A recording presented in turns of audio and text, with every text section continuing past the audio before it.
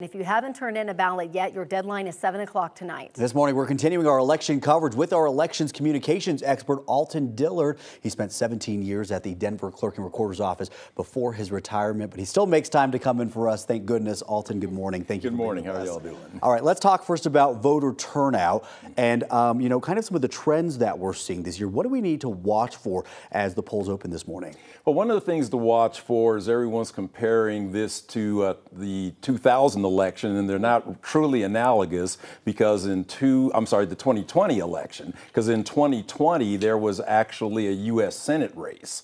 And so that could be considered a driver. So another thing to look out for turnout wise is there are people and communities who just have a tie to election day itself. So you're going to start seeing it get busier around the city, throughout the surrounding counties, and all the way border to border. It's going to start picking up today.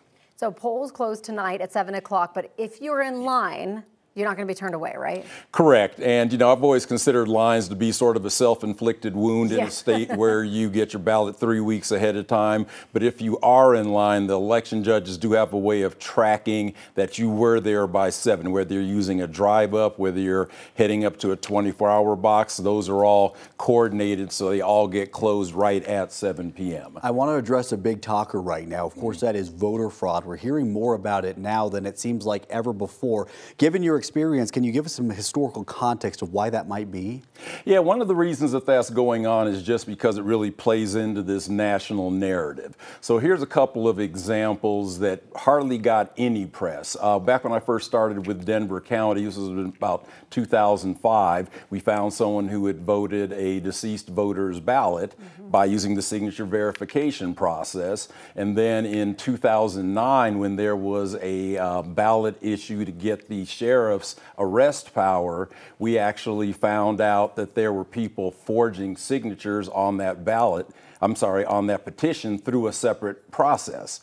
And so it's just one of those things where, because of the national narrative and how politicized it's become, now there's more emphasis on what is sometimes human error.